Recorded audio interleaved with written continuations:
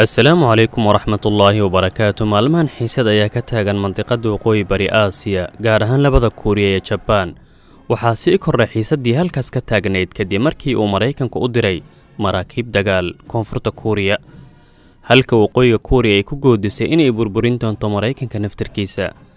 Haddaba halkan waxaan kugu soo gudbinayaa macluumaad laga yaabo inaad maqlayso markii ugu horeysay oo ku saabsan ciidanka waqooyiga Kuuriya oo si rasmi ah magac ahaan loo yaqaan ciidanka shacbiga Kuuriya uuna hogaamiyo madaxweynaha waqooyiga Kuuriya Kim Jong-un.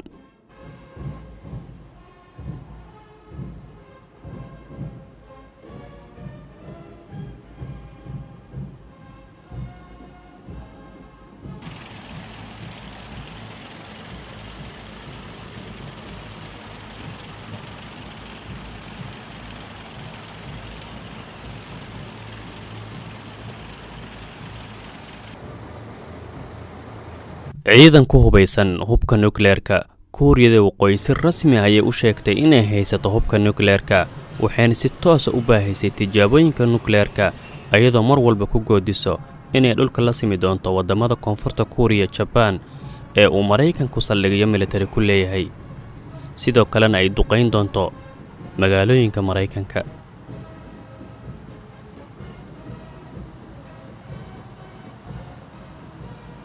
ciidanka ugu badan ee abad sameeyay tijaabooyin dhanka gantaalada, taasoo ka dhigan qiyaastii hal tijaabo isbuuc kasta.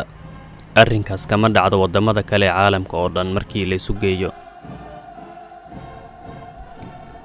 ciidanka ugu taageerada badan xukuumad ahaan waqooyiga Kuuriya waxa ugu muhiimsan waa ciidanka, sidaas darteed 40% miisaaniyadda dawladda waxaa la geliyaa ciidanka, waana tan ugu badan wadamada caalamka oo dhan.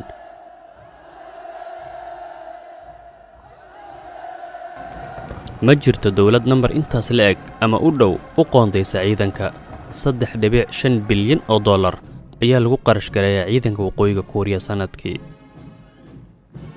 dilitaanka hal askari oo Kuuriyana waxay ka dhigantahay dagaal. ciidanka waqooyiga Kuuriya ayaa si rasmi ah u baahiyay in uu duqeyn doono dawladdii disha hal askari oo Kuuriyana, gaar ahaan Mareykanka, Japan iyo koonfurta Kuuriya oo waqooyiga Kuuriya kala dhaxaysa cadaawad aad u dheer. dayax-gacmeedyada oo lagu ogaaday gantaalada waqooyiga Kuuriya oo ku wajahan Mareykanka. waqooyiga Kuuriya waa wadan xiran, waxaana mamnuuca in ay galaan saxafiyiinta reer galbeedka ama xitaa saxafi kasta oo ajnabi ah. sidaas darteed Mareykanku wuxuu adeegsadaa dayax-gacmeedyada si uu wax uun uga ogaado dhaqdhaqaaqa waqooyiga Kuuriya, iyadoo la arkay gantaalo dhulka ku rakiban oo ku aadan jiha ahaan Mareykanka. ciidanka waqooyiga Kuuriya waa kan saddexaad ee tiro ahaan ugu badan adduunka, 1,200,000 oo askari iyo 6 milyan oo ah ciidanka kaydka oo diyaar u ah inay hubka qaadaan markii dagaal qarxo. ciidanka elektarooniga. Should we worry about North Korea's cyber attack capabilities? The South Korean authorities say the answer to that question is yes. On Wednesday, South Korea's defense ministry said that Pyongyang started waqooyiga Kuuriya waxay leedahay guutooyinka ciidanka dhanka elektarooniga kuwa ugu khatarsan, gaar ahaan guutada BUREAU-121, waxaana si weyn loo ogaaday markii ay jabsadeen kumbuyuutarada shirkadda Sony ee Japan oo faafisay sawir xun oo laga sameeyay hogaamiyaha waqooyiga Kuuriya Kim Jong-un iyo jabsigii macluumaad ku saabsan madaxweynaha koonfurta Kuuriya iyo waliba burburintii website fara badan oo Mareykan ah. ciidanka waqooyiga Kuuriya waxaa lagu tiriyaa mid ka mid ah kuwa ugu badan ee haysto madaafiicda goobta. 손인민군 전선 포병 부대들의 포병대 집중 화력 타격 연습을 조직해 주신 경야는 최고 용도자 기민들.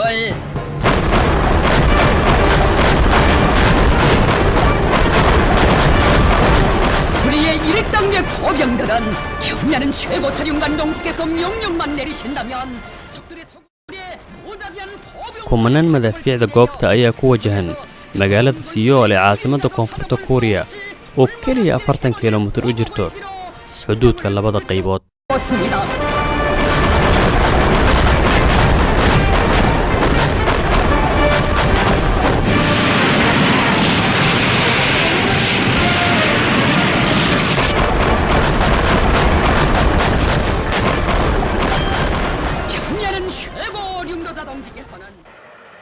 ciidanka badda ee waqooyiga Kuuriya. Webka Al Jazeera Net ayaa lagu baahiyey macluumaad ah in waqooyiga Kuuriya leeyahay raxan gujisyo ah oo tiro ahaan lagu qiyaasay 100 gujis, laakiin ah kuwo aad u khatarsan oo qaadi kara gantaalada seeraaro. inta badan awoodda ugu weyn ee ciidanka waqooyiga Kuuriya lagu yaqaano waa gantaalada gaar ahaan kuwa qaaradaha ka gudbo oo gaari kara masaafooyin dhan 6,000 ilaa 10,000 oo kiiloomitir. sidoo kale ciidanka waqooyiga Kuuriya wuxuu ku hubaysan yahay noocyo badan oo kala duwan oo ah hubka sunta ah iyo kan kiimaawiga waliba. tijaabin bamba hydrogeni ah. markii laga hadlayo hubka nuclearka waxaa la wada ogyahay in bambooyinka hydrogeniga ay ka khatarsan yihiin kuwa nuclearka. bishii January 2016 ayuu ciidanka waqooyiga Kuuriya tijaabiyey bamba hydrogeni ah. sidoo kale sirdoonka koonfurta Kuuriya ayaa arrinkaas xaqiijiyay oo sheegay in awoodda qarax ka dhalatay tijaabintaas ay gaartay 6.0 kiilotan. ciidanka gaarka waqooyiga Kuuriya waxay leedahay 200,000 oo ah askar khaas ah, waana tirada ugu badan caalamka oo dhan. waxayna u samaysan yihiin guutooyin yaryar oo aanan la ogaan karin meesha ay ka howlgalayaan, waxayna awoodaan in ay qaadaan hub kiimaawi ama sun ah. In reaction to news, the US is sending a carrier strike group to the peninsula. North Korea says it will defend itself using powerful force of arms. Moves by the US for an invasion, it says, has reached a serious phase and validates its need. At the beginning of joint military exercises last month, North Korea fired 4 Scud missiles as a warning to the US and South Korea. xurgufta dhanka hadalka ee u dhaxaysa inta badan Mareykanka iyo waqooyiga Kuuriya waa mid soo laalaabata sanadadii u dambeeyay, mana filayo aniga shakhsi ahaan inay gaari doonto marxalad dagaal ama labada wadan ay isdhaafsadaan gantaalo iyo hub.